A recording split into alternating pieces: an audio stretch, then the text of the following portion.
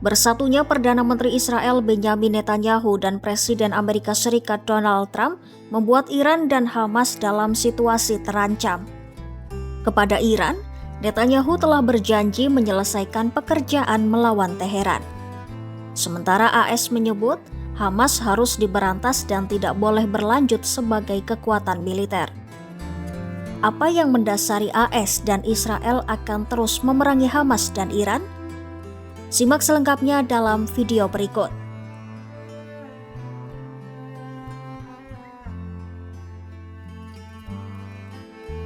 Lawatan Menteri Luar Negeri AS Marco Rubio ke Yerusalem pada Minggu 16 Februari 2025 menandai dukungan sepenuhnya tujuan perang Israel di Gaza.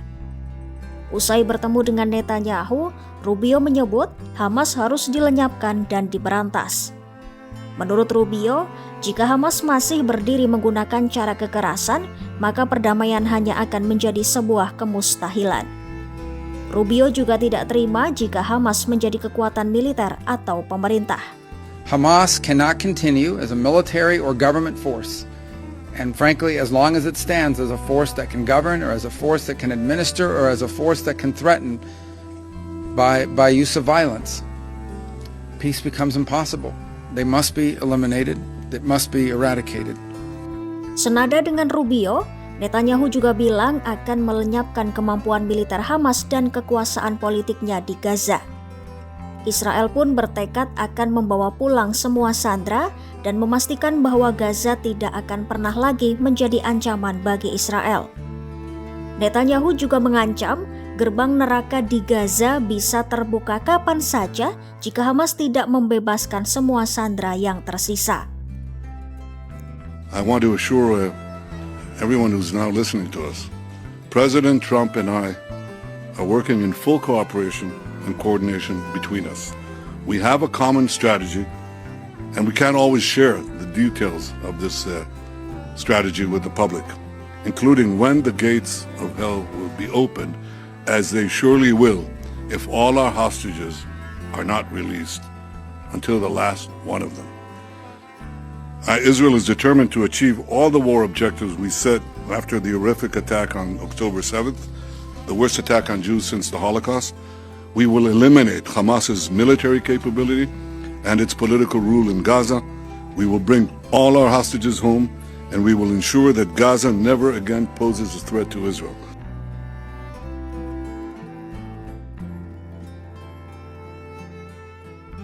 Tak hanya Hamas yang mendapat ancaman dari AS dan Israel, Iran juga sama. Israel dan AS bertekad untuk menggagalkan ambisi nuklir Iran dan agresinya di Timur Tengah. Netanyahu menyampaikan tekad itu usai bertemu dengan Rubio di Yerusalem. Dalam pertemuan itu, Netanyahu mengaku berdiskusi terkait Iran. Netanyahu bilang, agresi dan pengaruh Iran di Timur Tengah harus dihentikan dan Iran tidak boleh memiliki senjata nuklir. Netanyahu pun bersumpah akan menuntaskan misi melawan Iran dengan dukungan dari Donald Trump. Today, Secretary Rubio and I had a very productive discussion with our staffs on a number of issues. None of them are more important than Iran. Israel and America stand shoulder to shoulder in countering the threat of Iran. We agreed that the Ayatollahs must not have nuclear weapons. And we also agreed that Iran's aggression in the region has to be rolled back. Over the last 16 months, Israel has dealt a mighty blow to Iran's terror axis.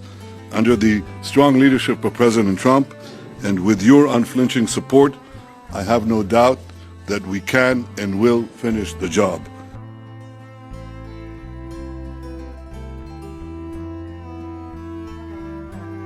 Pertemuan Rubio dan Netanyahu itu terjadi di tengah gencatan senjata Gaza tahap pertama yang hampir berakhir. Sementara rencana tentatif untuk tahap kedua masih terus dirundingkan. Hamas mendesak untuk membebaskan puluhan sandera yang masih tersisa dengan imbalan lebih banyak tahanan Palestina, merancang gencatan senjata permanen dan penarikan pasukan Israel. Namun ketentuan rincian kesepakatan itu belum dinegosiasikan. Sikap keras AS yang selaras dengan posisi Netanyahu bisa saja mempersulit upaya untuk melanjutkan pembicaraan dengan Hamas. Bahkan, sebagian pendukung Netanyahu di pemerintahan Israel ingin melanjutkan perang ketika tahap pertama gencatan senjata berakhir. Meskipun mereka menyadari bahwa melanjutkan perang dapat membahayakan nyawa sandera yang tersisa. Netanyahu sendiri telah menawarkan Hamas kesempatan untuk menyerah dan mengirim para pemimpin puncaknya ke pengasingan, namun Hamas menolak skenario tersebut.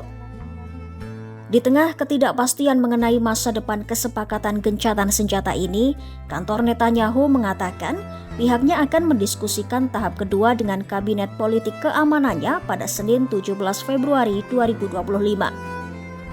Delegasi Israel juga akan pergi ke Kairo untuk mendiskusikan tahap pertama dari kesepakatan tersebut. Di sisi lain, utusan AS untuk Timur Tengah Steve Witkoff mengatakan dia yakin tahap kedua dari kesepakatan tersebut akan terjadi. Hal itu Witkoff katakan usai melakukan pembicaraan telepon dengan Netanyahu dan pejabat tinggi dari Mesir, Qatar, serta negara mediator lainnya. Tahap kedua dari gencatan senjata ini sendiri akan mencakup kembalinya 19 tentara pasukan pertahanan Israel yang diyakini oleh AS masih hidup dan juga beberapa tentara lainnya termasuk seorang warga negara Amerika, Eden Alexander.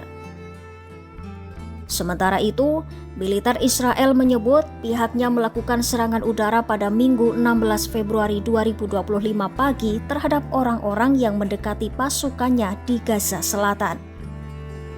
Kementerian Dalam Negeri yang dikelola Hamas mengatakan serangan itu menewaskan 3 polisi yang sedang mengamankan masuknya truk bantuan di dekat Rafah di perbatasan Mesir.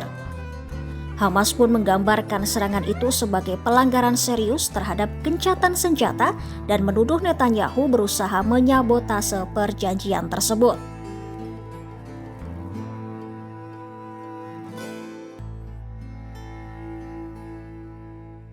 Sementara itu, terkait rencana Donald Trump untuk memindahkan warga Palestina keluar dari Gaza ke negara-negara tetangga secara permanen, Israel menyatakan setuju.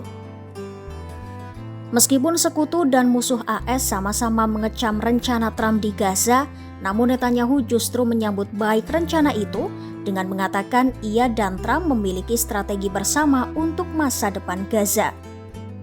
Bahkan Netanyahu mengaku ia sudah mengetahui rencana tersebut sebelum Trump mengumumkannya.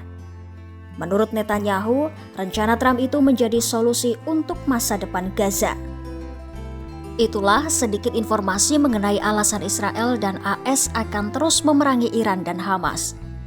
Namun hingga sejauh ini, baik Iran maupun Hamas sama-sama belum menanggapi ancaman tersebut. Menarik ditunggu nih, seperti apa respon Iran dan Hamas. Ikuti terus perkembangannya hanya di YouTube Kompas.com.